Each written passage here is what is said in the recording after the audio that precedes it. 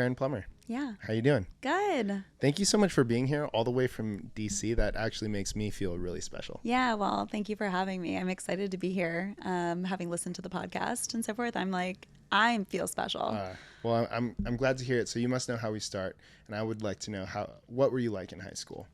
Yeah, I've been sitting with this and actually had a conversation recently. I was not at all the person I would have liked to have been in high school, if that makes sense.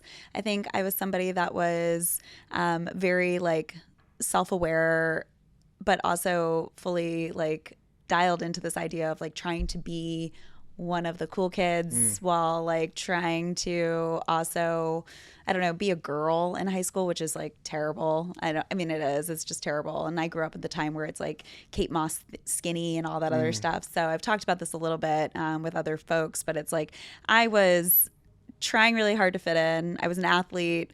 I was always 5'4". I've been 5'4" since I was in third grade. So Same. when I say athlete, yeah. So when I say athlete, just trying to make sure that I was pretty enough, skinny enough, and all the things. So I think naturally there's a level of female competition that comes with that. So I've reflected back and been I think I was a bully in some way at some points, Really? which is crazy because I'm somebody that lets bugs out of my house now. And most of the girls that I would say that I maybe quote unquote bullied, I'm friends with now, which is also interesting. But I think it's this level of competition that you have as a female. And, this desire to want to be seen, but also want to be heard, but also, fit in. It's very confusing. I, in a weird way, first of all, no judgment ever on who somebody was in high school. 'Cause I look back on it and I'm I still feel like a kid sometimes. And now thinking 14, 15, 16, 14 to 18, right? What was I thinking that I knew anything?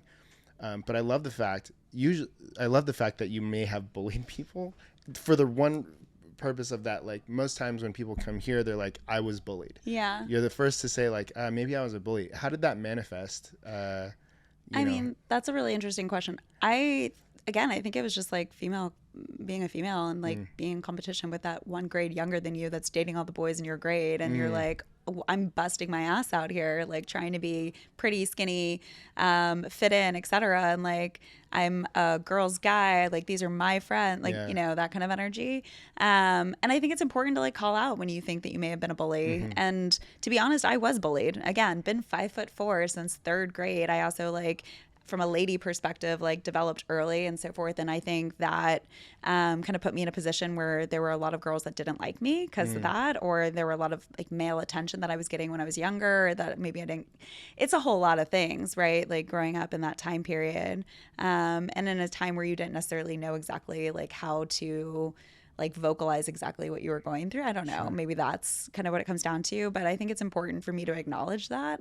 I love who I am now, and it's been a journey, but it's one of those things where if I can't be honest about who I was, how could I be honest about where I am today?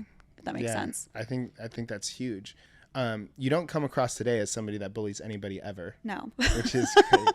When did you come to the realization that maybe I should start acting right? Yeah, I actually got to this point in college. I think probably is when I first realized that female friendships are really important.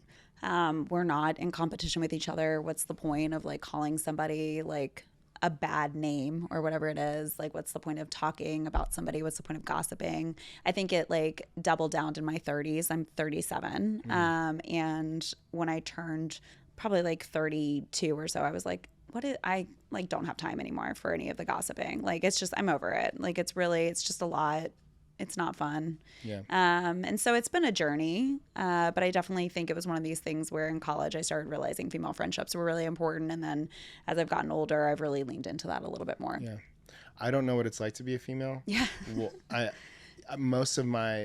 would also say that female friendships are very important. My best friends are female. Yeah. One of my business partners, the whole thing. In fact, she's I have Sarah, who's sitting right over here as the emergency contact on most of my things. And my wife knows this. She's that's good. I'm glad that Sarah's doing that. I was gonna say. Yeah. She prefers that. Yeah. But for you, why did you feel that female friendships were important at that time in your life? Yeah, I think in college, first year of school, we leaned into like a business fraternity, right? And I felt very like disenchanted with it. It turned into a space where it was like, we're all just like, college. I went to Arizona State University. So, and, whatever you think is true about Arizona State University is probably true. Like, it's a party school. But so were most universities, in my opinion. And being in that business fraternity, I just like didn't feel directly like I was getting everything that I needed. So I ended up doubling down. I went to a sorority. I was a founding member of a sorority at Arizona State, Delta Zeta. And I think that turned it for me. That like flipped the switch, which is really interesting because like technically, I don't know, sorority life, you could lean right back into that mean girl like mentality, but it really flipped it for me. It gave me an opportunity to see like these are women that I like didn't know before I walked through these doors, and we're all here for the same reason. And now I have this opportunity to kind of cultivate these like really meaningful friendships. I definitely still I'm a recovering mean girl, right? So like there were definitely still moments, especially around recruitment, where you get like really competitive again. But I think, again, as the journey has continued, I've really completely detached from any of that as I'm in my 30s. The self-awareness is pretty impressive from just even from maybe high school to college, and then recognizing, okay, I was acting this way. These friendships are important, because I would venture to say that a lot of that self-awareness doesn't develop until after, your 20s type of thing, after you've seen a couple things. Is there anything that you would attribute that self-awareness to? I think it's easier to be self-aware now and to reflect back and to like start to acknowledge. I was out of state, in school. So really I didn't have a lot of like that, oh, these are my friends, I've had them for a long time. I had been dealing with my brother, who was at the time like going through drug addiction. He has since passed, but I think with that, like just having people to kind of confide in and be like, I'm struggling, like I have this is like happening in my life, and having people that really showed up, I think like made the difference, and like definitely gave me the opportunity to kind of double down and acknowledge that these friendships are really important and things that I wanted to kind of pour into. I think like fast forward, I've experienced a couple other things that have happened in my life, and like I see that again, right? Like I see those female relationships again, and I'm totally going to cry on this podcast. I'm hands down going to cry on this podcast. I started to see that. We and don't I was like, even I'm not need prepared. tissues. It's fine. Let's just let them write down now. But I think like, yeah, I mean, the reality is like things will happen in your life that will test you.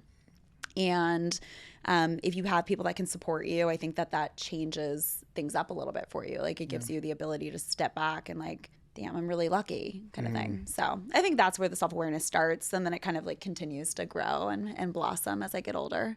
How was it dealing with a drug addicted brother and he passed? You brushed over that, and I was like, wait a minute. I figured we could go back to it.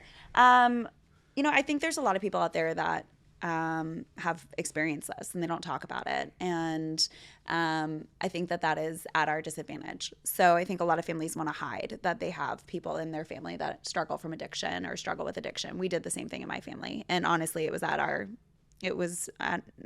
brother's not here anymore. So like maybe if we had been more honest, or maybe if we had the ability to say like, this is something that is like real for us, this is something that we are experiencing, I don't think people talk about it enough. I don't think people are honest about it. And I think it puts you in a position where you feel isolated and you feel like you're hiding something. It becomes a family secret. And I feel like if we had maybe spoken up and seek, support from others, maybe we would have still have him here. I don't know. It's hard to say. He's not here anymore, right? Yeah. And that experience is something that I don't wish on anybody, but unfortunately, like a very large portion of Americans are experiencing some member of their family that are struggling with drug addiction at this point. My brother's opioids, so heroin. And that was like my little brother. We were 5 years apart. We were super close, very similar, like personalities, very, we were constantly in competition with each other, but it was very healthy, all that good stuff. But the reality is that you kind of see a shell of a person. The person you used to know is no longer the person that is standing in front of you. You find that person really struggling just like to survive, right? Like they're addicted to a drug that they need to have, and that you don't, for me, I don't understand anything about that. Like never experienced drug addiction. My addiction's fitness. I think like my family has addiction in their family, like 100%. Mine's fitness. I work out like a psycho. Full stop. But I think, it was super hard and sad. And there were a lot of nights of screaming, and it's traumatic. It's super traumatic. It was my first introduction to therapy, family therapy, which I couldn't stand. I don't think everybody was all bought in, and it was really challenging. And, again. How old were you when all that happened? My brother leaned into drugs when he was in high school. So we're 5 years apart. So I was I was in college.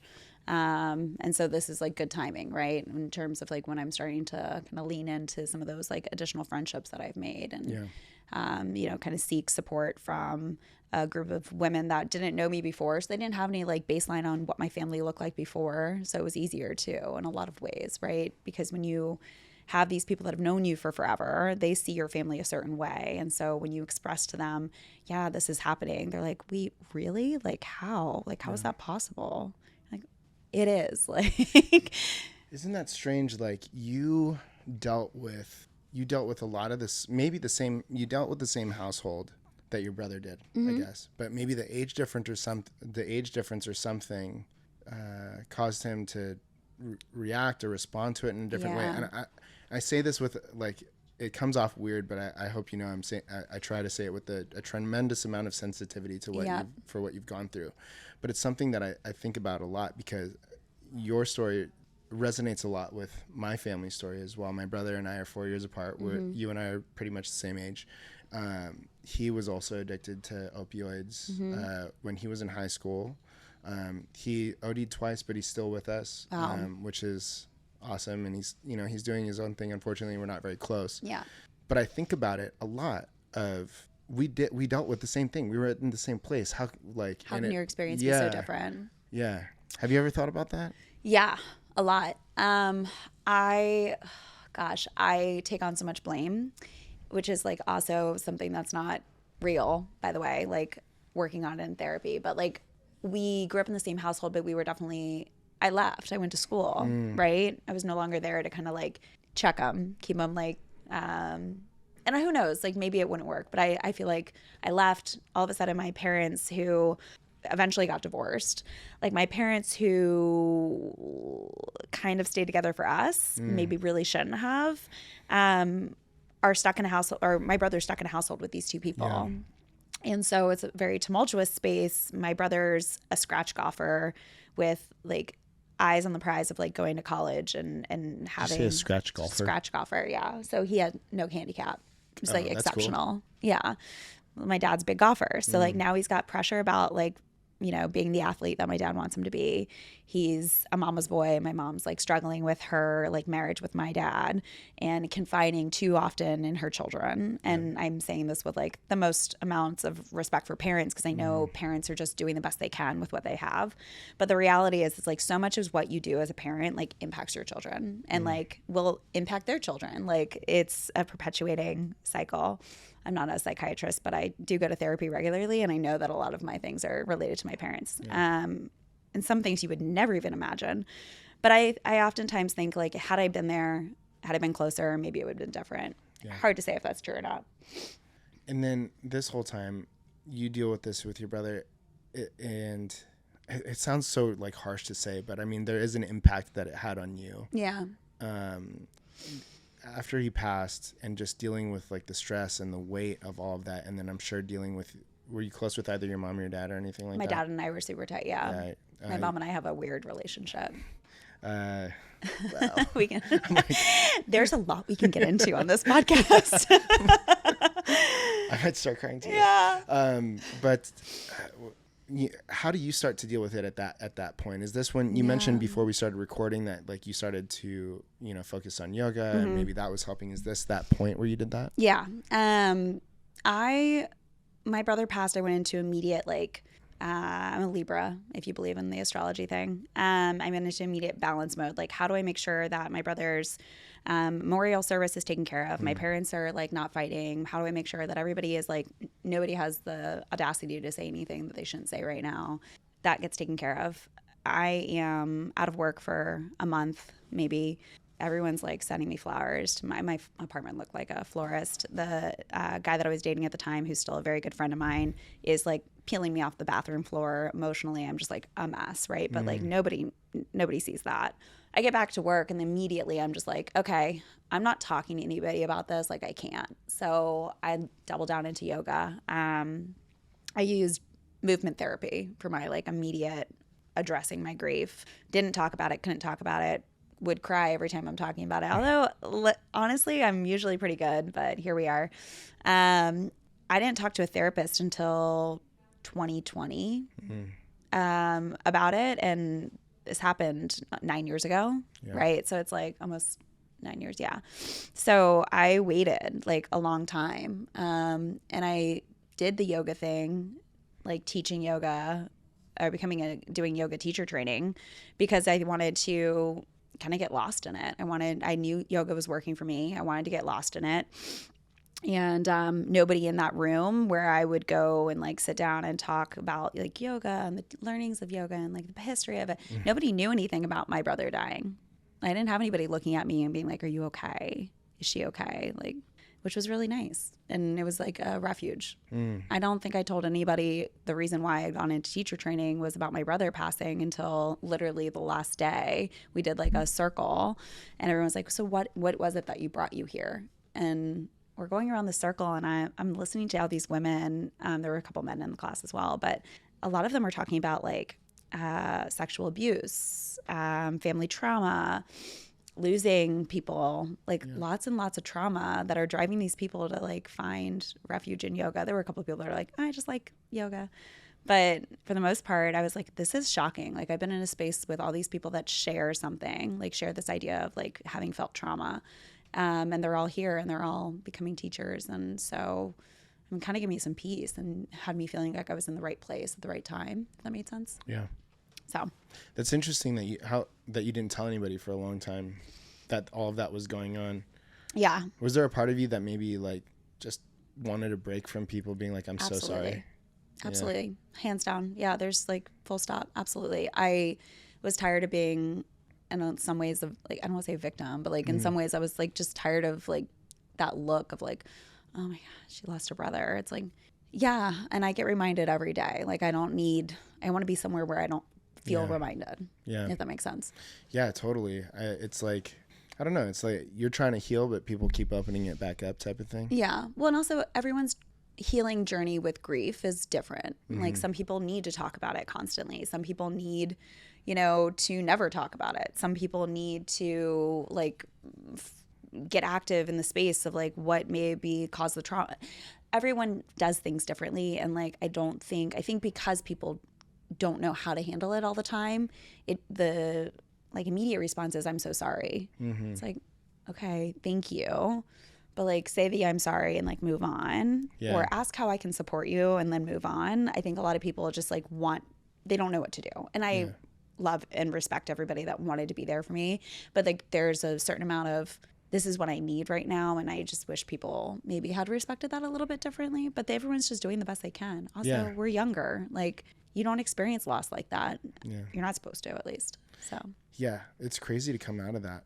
And I don't know, for you to just be better and maybe not fall into your own vortex, or did you? No, I luckily I don't think I did, and I think that's because of my thing being I like to move.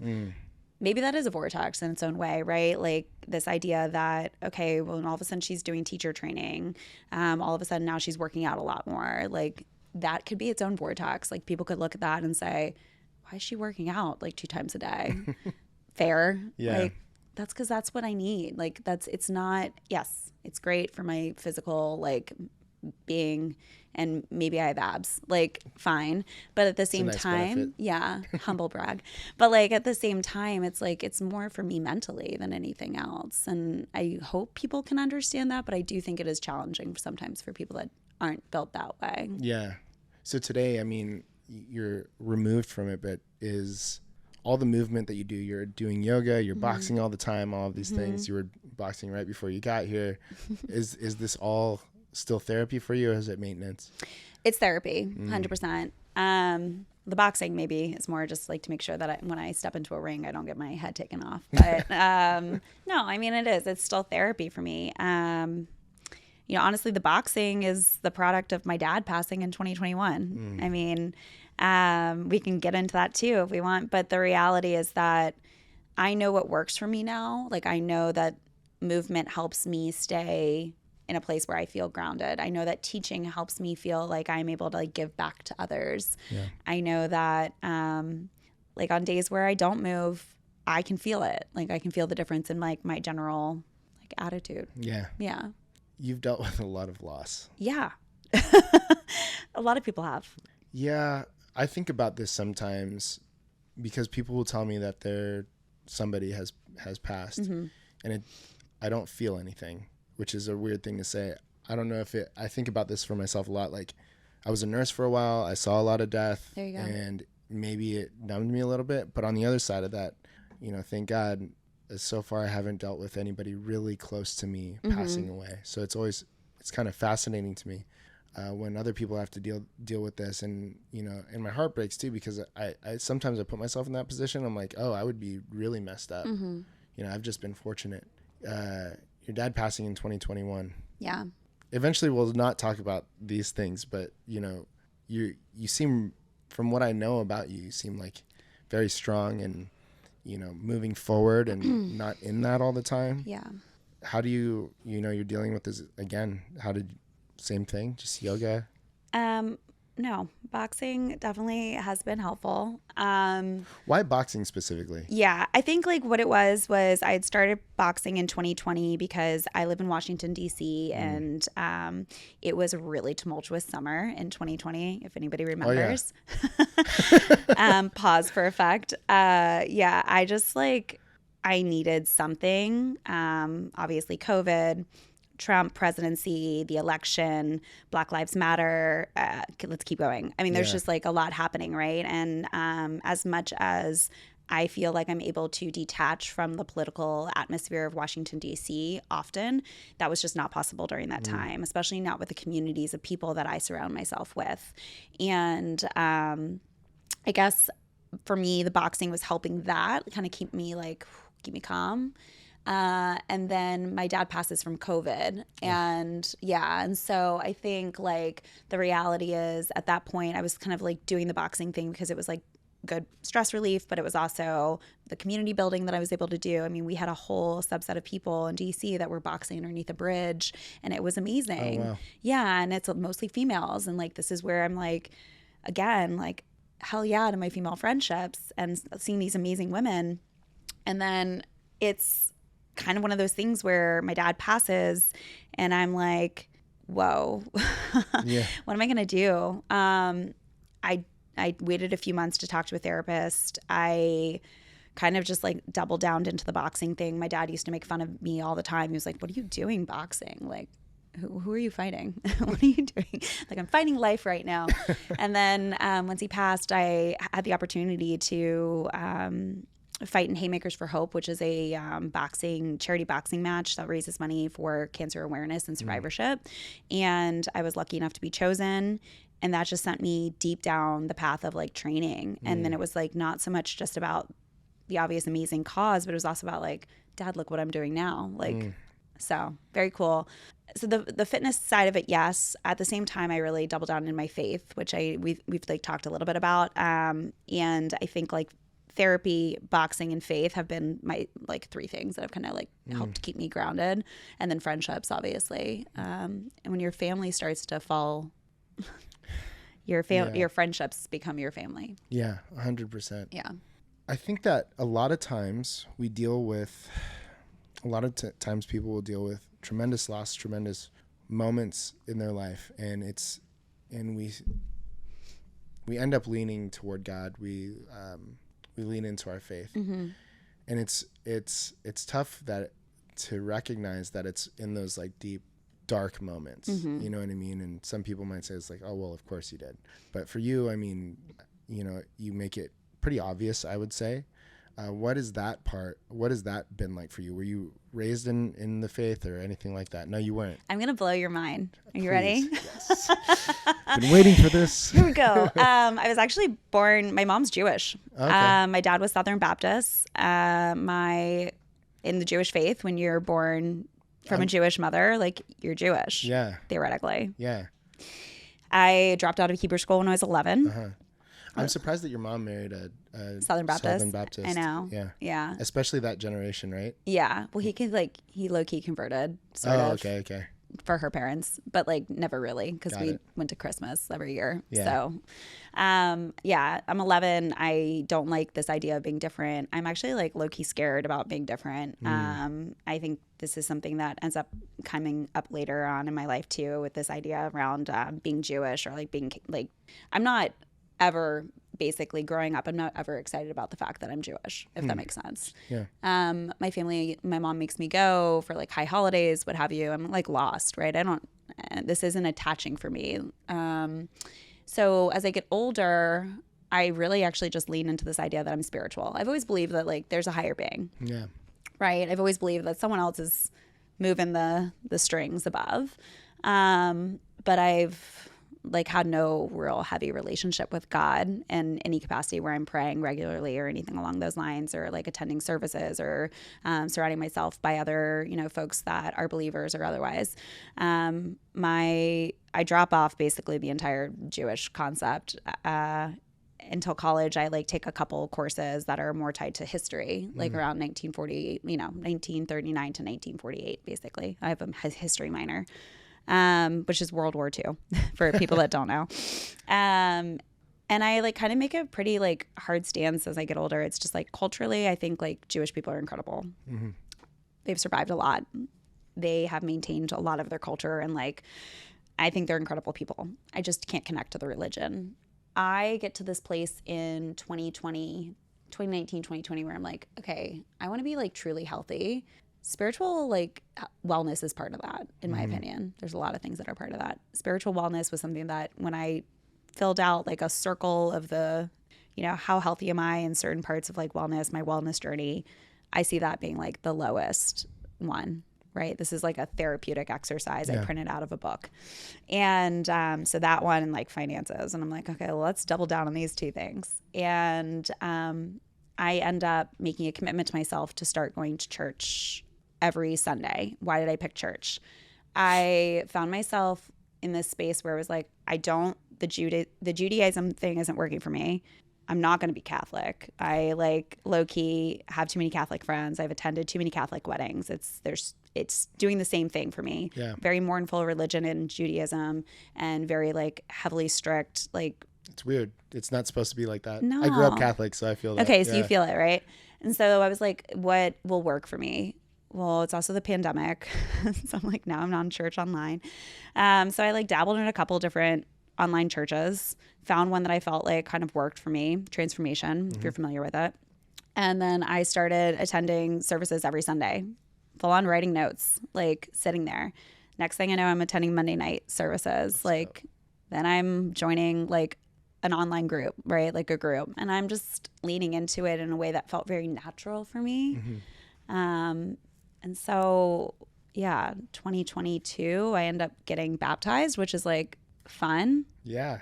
And exciting and amazing. I'm like really excited. Yeah. That's tight. But it was something where I like really sat with it. Like I wanted it to be very much my decision as an adult, where I wanted to be and how I wanted to use my faith, not only to like make me a better person, but also to help me feel more connected and more overall healthy and well and so forth. And I never regretted it a moment, and I have no problem publicly speaking about it. Yeah, well, good. You shouldn't.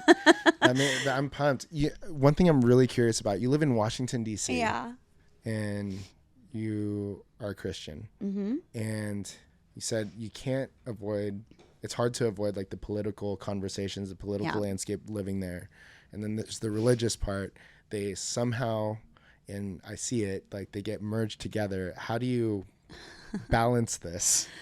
When you say they get merged together, you mean like evangelical Christians, like living in a world where they are now like playing the politics. I can't even explain it, because half the things I watch, I'm not big into politics. Yeah. But every time I watch something about a subject, I do NBC and then I do Fox. Yeah. Just so that I can see like the craziness on both sides kind of thing. Or at least, see like both sides of it or whatever. But yeah, I think that, far right political people also get grouped in with Christians. And then I see how Christians are portrayed. I'm like, that's not it for me. Yeah. That's not it. And then I love that you're not ashamed to say it. For me, like, I'll be honest, sometimes I'm like, because, I have so many friends that are triggered by these things, that have trauma, and rightly so. And then what gets put out on the internet is awful. Yep. You know what I mean? So anyways, I'm looking for guidance from you right now. I think I say this all the time, like, as somebody that decided to do this in their later years, like, one, I'm always going to be really proud of it, because like, look at me. But two, I think like when you see people that are using Christianity and they're using it as a means of like stepping into a political like space, like having like political notoriety or other, it's actually completely the opposite of like what you're supposed to be doing. And essentially for me, I find no problem saying, yeah, I'm Christian. And if somebody wants to challenge me on that, especially with the political sphere being what it is, I'll say, I'm Christian and I'm liberal. Do you want to talk about, like, let's talk about it. Like, here's why, like, God doesn't make mistakes, period, full stop. So then it's like, well, but what about like, the LGBTQ community? I'm like, God doesn't make mistakes. You want to talk about it? Like, I can start going like down it. I was also super intentional about where I was seeking affiliation. And so for me, Transformation Church, the reason why I leaned into it, and I think everybody should go down this journey. So you don't just step into the first church you like is close by the way, like, find something that attaches to you. This is like a multi-generational, multicultural, like, you have like a young pastor, you have guest pastors come in, you have people that are speaking about very like normal topics. This is like what I think Christianity should be, right? Like real life, like real people, a good representation of like all, like what the world looks like, not what rich white people look like, that are having no problem saying that, the world should be a certain way because they have just like wealth and income and power and influence. Like that's not actually who God's taking care of or Jesus is taking care of if you read any part of the Bible, by the way. Any part. Yeah, literally any part. If you just open it for a minute. Right. And I read it like front to back, because not in that way. I read it book in book, but I mean, it was really important to me. And so, Do you listen to, are you familiar with Erwin McManus? I'm not. I'm going to send you some things after this.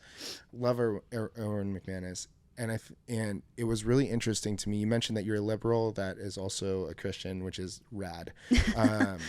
And the topic of Roe versus Wade and it being overturned was brought up, and he spoke on this, and I loved his position on it, because while he stayed true to his conviction of he doesn't believe that abortion is right in that context or whatever the case may be, he also said, but if I'm to follow Jesus, Jesus at any point could have overthrown the Roman Empire, could have overthrown the governments, but that's not what he did. He worked on the ground level. And so when we get grouped in, or when Christians get grouped into maybe groups that are trying to overthrow government and can totally, changing how other people should live without understanding context or speaking to them first, I don't blame them for being upset. I don't blame people for being upset, but I do think that that's perhaps the way that we should go about things. I feel like you're kind of on the same page. Yeah. I mean, for the most part, I think so. I mean, I'm also a woman. So like with some issues, like I lean into my, like, who I am as a woman. And if I was put in certain situations, like what my experience would be. I also think you're right, ground level. But like the reality too is like, I look at a lot of, Jesus's teachings and the word and all this from a lens of love. And like my problem with a lot of what we see, like politicized, et cetera, media, is that lens isn't there. Right. And that's hard for me. Yeah. And I think that's even why, if we go back to the very beginning of this conversation, like who I've become. Like, I agree with you. The lens of love is not it's nowhere in like the mainstream media anyways, right. and how Christianity is portrayed. And I think that that's something that needs to change. I love that you're doing that, for one. But also, you know, I don't know. I don't think that people are really taking the time to even understand. It's too quick to pick a side, I think. And I think that's a lot of our problem. Well, yeah, I mean, again, I'm no poli-sci major or anything along the lines, but I think like our country has just gotten to a place, and I have literally just recently gotten to this debate, and I will sit with it a little bit longer.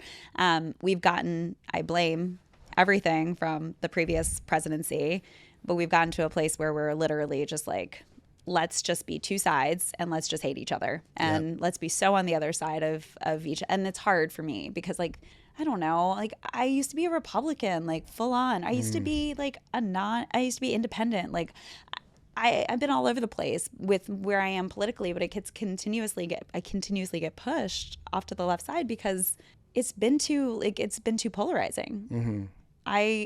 I genuinely believe there's a large portion of our country, it doesn't matter what side of the fence you sit on from a political perspective, that will look back at the 4 years of the Trump presidency and just be like, this was actually kind of traumatic. Like 2020 was just traumatic, period, full stop. Yeah. It was rough. I remember thinking that it was weird to be anxious about the political, and I never felt anxious about it. Yeah, in the past. Yeah, I never did before, but I was going to say, this is the first time I've ever done politics. I don't do it because I'm terrible. I don't. It's okay. I'm also it. Yeah. But thank you. You're welcome. I mean, it's a conversation that comes up a little too often, I think, in where I live. Yeah. People's dating preferences are based off of that. It's true. Yeah. In DC, like your dating preferences are looked after. You're choosing which parts of the city you hang out in. I have friends that literally work the Senate floor for the GOP. Like I have people on both sides. Wow. It's fun. Like it's cool. Yeah. But at the same time, it's different. So yeah, I'm happy to have the conversation for sure. Is there any level where it's like, actually, I don't know enough to even go down that rabbit hole. And I actually want to talk about what you've been doing, in your own work and the things that you're doing. You host a podcast. You're sharing yoga with people, these types of things. I'd love to learn more about like, really, you're in the midst of building something, and I can see that. Yeah. Like, what's the mission behind this? What's driving you right now to do that? Yeah, my calling kind of came to me during the pandemic, well before with yoga, but I think a lot of people had time and they were able to sit still during the pandemic and really think like, okay, well, what is important to me, or like what am I being told to do?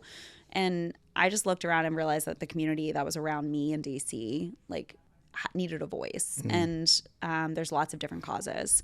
And so being in the position where I was during the pandemic, which is maintaining a 9-to-5, which I sell software 9 to 5.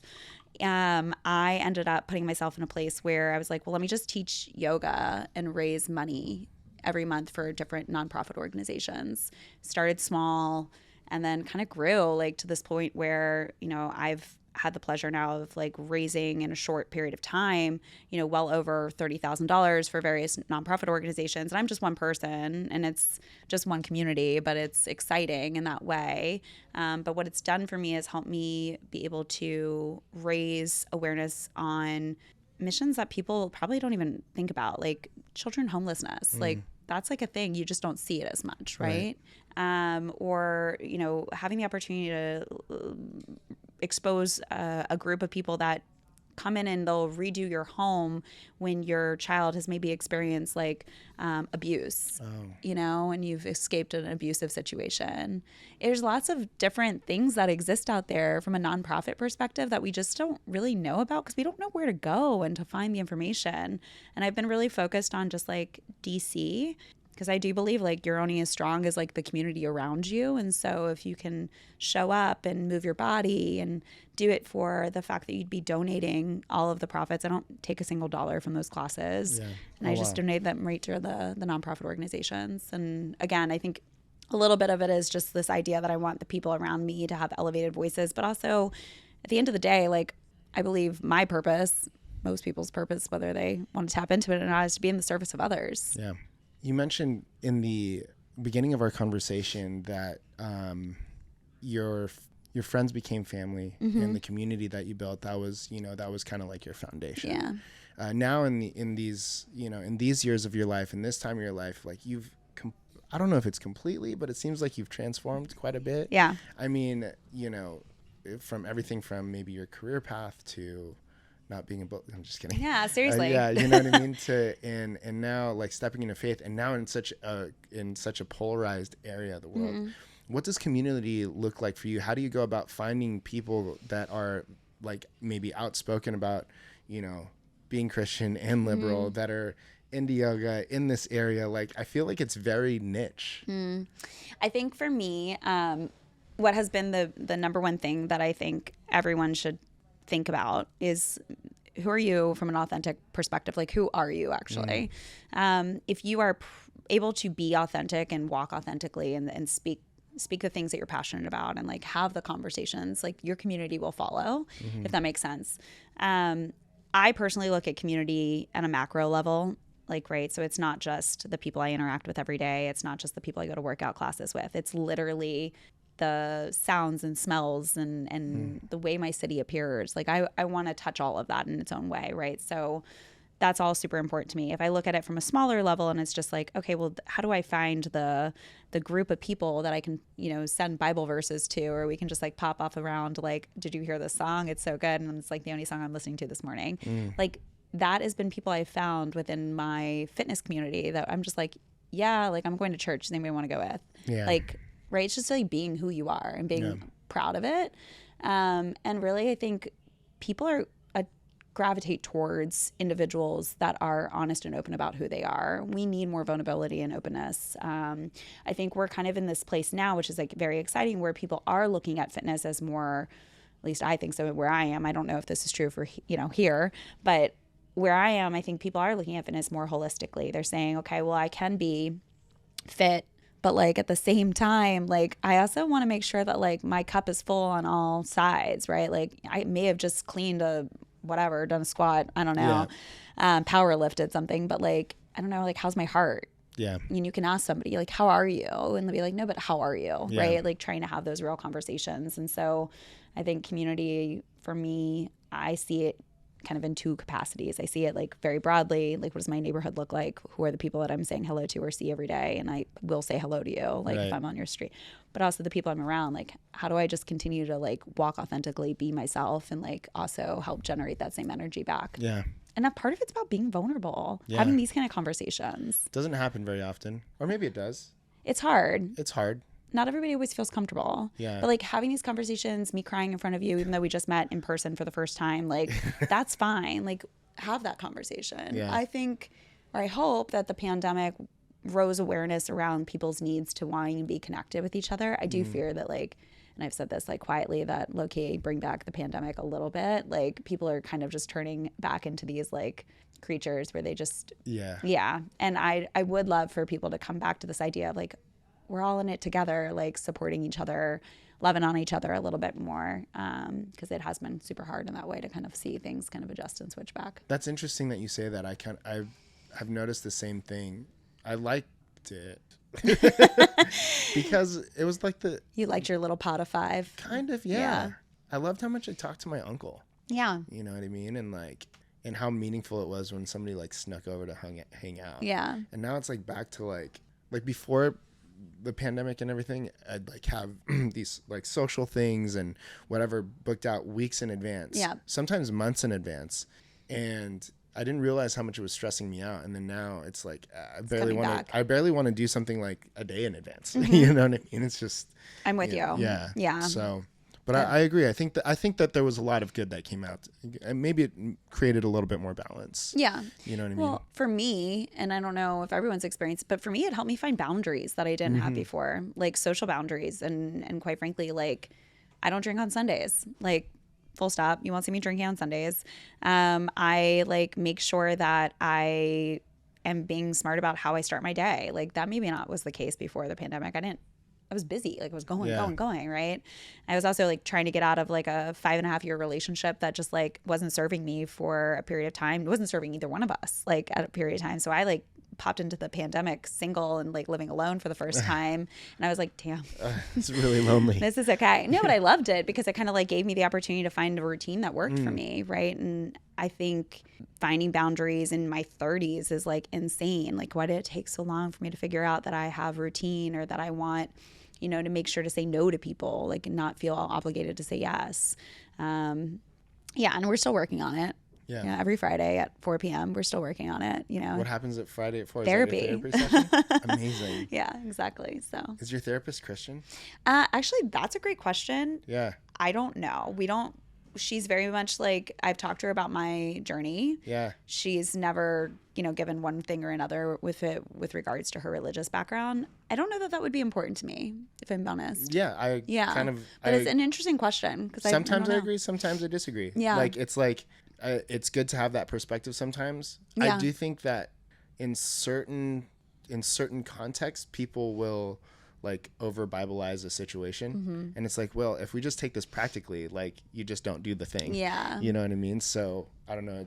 That's interesting that you say that. My mom is currently going through her own journey with religion. I think this is a whole nother topic probably, but you know, my mom and I's relationship isn't super tight. Yeah. Is or is not? It's not. Yeah. We have some very like firm boundaries around how we communicate with each other. Part of that's because my brother's passing and my dad's passing, and like, anyway, but she's all of a sudden like, well, maybe I want to be Christian. I'm like, oh God, here we go. But she's, you know, kind of consuming the Bible for the first time in her own way. And I think she does exactly that. I think she's like sending me Bible verses and she's like, well, and I'm like, okay, but we see it different. And that's amazing. That's one of the most amazing things about, I think, religion, is that like people can read it and perceive it in different ways. Yeah. And hopefully it's not going the far evangelical way, but like in some cases it does. But anyway. It just depends. I think that there's layers to it. And if we believe that God is as creative and as great as he actually is, then he wrote it. He created different layers within that too, because I think any story, whether you take any story, there's like the very practical version, the miraculous version, and then like this, you know, this metaphorical version too, that can apply to anything in your life. And it's like, there has to be balance within all of those, I think. And just, I think at the end of the day, just being conscious, the number one thing in that journey is being conscious about the fact that you're not using it to benefit yourself. Yes, 100%, you know what I mean? Which I think is That's sometimes the issue. Challenge that some people have. Exactly. Caren, this has been one of the most incredible conversations that I've had. Thank you so much for your vulnerability, for your openness, for even just kind of opening up new conversations that we've had here, because you know what I mean, and also your patience with whatever was going on recording here. Oh my God, fine. Amazing. Recording stuff happens. I know. Before I ask the last question in the day, if somebody wanted to connect with you, how could they find you? Yeah, Instagram's a great way to find me. Care, CARE_Plummer. My first name is Caren, for people that forget But it's with a C. It's with a C. It's been a really, like, for me, I used to have Caren_Plummer, but quite frankly, when the Caren situation started happening, that's okay. I decided to remove the N, and then I really doubled down on introducing myself as literally Caren with a C, which is so embarrassing, but I just feel obligated at this point. It makes a difference. I guess. I don't know. It really adds on a lot to my introduction, and quite frankly, as I'm saying, hey, I'm Caren with a C, like, I'm starting to be like, is that actually worse than if I were just to say Caren? I don't know. I'm not sure. Either way, I don't talk to managers. I stay in my lane as much as I can. I'm a really nice person. But it's Care_Plummer. And in there, I have a link to all of the different things that I'm doing in terms of like yoga, other podcasts that I've been on, as well as my own podcast. And typically I post there when I have events, if anyone's ever in the DC area. Amazing. I think I want to come out to DC. Maybe not in the summer. I heard it's gross. Okay. You will sweat from places you've never sweat before. Got it. Yeah, but I do want to come out. I know my wife wants to go out too, because just, you know, all of the history and everything. It's amazing. Yeah, right? Okay, cool. I heard there's good pizza. I don't know. Yeah, I guess New York has like really good pizza, so it's hard, and I can take the train up there. But I do think I recently did like a nighttime like bike ride around the monuments and stuff, and it just like made me feel so happy. Kind of cool, right? It's so nice. Yeah. It's so nice, and I can't believe it's in my backyard. And during the Pokemon thing, like best Pokemons ever, down by the mall. So anyway, that's hilarious. All right. So last question of the day. Sure. I thought at the beginning of our conversation that your necklace was an M, and I think I've concluded that it's a W. What's the W for? It's actually all ones. It's wow. 3 ones. Ones are my angel number. Which, so abundance and this idea of just like self-awareness and intuition. Are the 3 ones? Ones are from an angel number perspective, if you believe in angel numbers, which is just like I see ones all the time. Mm-hmm. Yeah. Wow. Yeah. I love that. Thank you for sharing that. Yeah, no problem. My pleasure. To the listener, thank you so much for your time and attention. We really appreciate it. If you love the episode, we would dig a 5-star review.